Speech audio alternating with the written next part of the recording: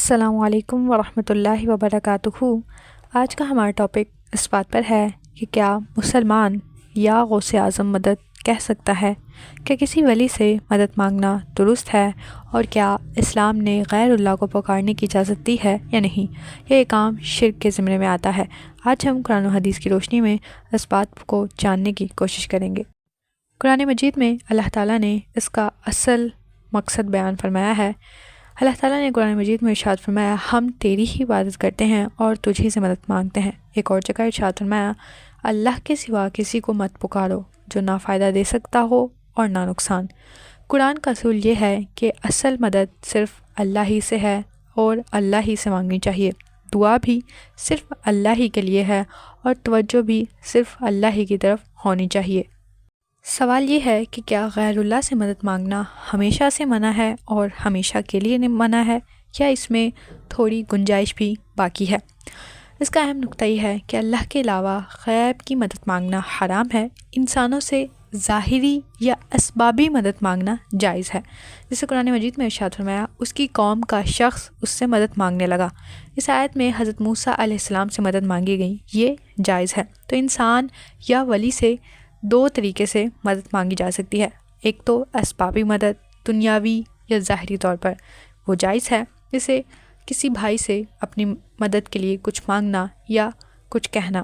اور دوسرا غیبی مدد، قبر سے، دور سے، قدرت سے مافوق۔ قرآن و حدیث میں اس کا کوئی ثبوت نہیں ہے، یہ صرف اللہ کا کام ہے۔ قبر سے یا کسی اور انسان سے یا کسی انسان سے جو فوت ہو گیا ہے اس سے دعا مانگنا ہرگز جائز نہیں ہے۔ اب یا غوث اعظم مدد کہنے میں انسان کی نیت، اگر کوئی ایسا کہتا ہے کہ یا غوث اعظم مدد بطور وسیلہ، یعنی اے اللہ غوث اعظم کے وسیلے سے میری مدد کر، تو یہ توسل کہلاتا ہے۔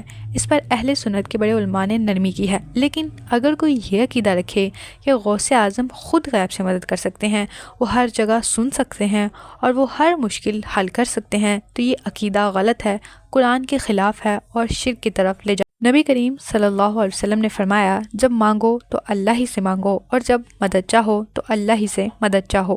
یہ حدیث اس اصول کو واضح کرتی ہے کہ اصل مدد صرف اللہ ہی سے ہے، اصل طلب بھی اللہ ہی سے ہے اور امید بھی اللہ ہی سے لگانی چاہیے۔ قرآن مجید میں اللہ تعالیٰ نے انبیاء اور اولیاء کے بارے میں ارشاد فرمایا، اللہ کے دوست پر کوئی خوف نہیں۔ اولیاء کا مقام، کرامت، برکت سب کچھ ہے، لیکن انبیاء اور اولیاء کو غیب میں ہر جگہ حاضر و ناظر ماننا غلط ہے۔ انہیں اللہ جیسی مدد دینے والا سمجھنا بھی غلط ہے اور دور سے آواز دے کر مدد مانگنا بھی غلط ہے۔ اس کی کوئی شرعی دلیل موجود نہیں ہے۔ حضرت غوث اعظم شیخ عبد القادر جیلانی رحمۃ اللہ علیہ خود فرماتے ہیں کہ ہر حاجت اللہ ہی سے مانگو، اللہ کے سوا کسی کو مت پکارو۔ یعنی غوث اعظم خود شرکیہ عقائد سے روکتے تھے۔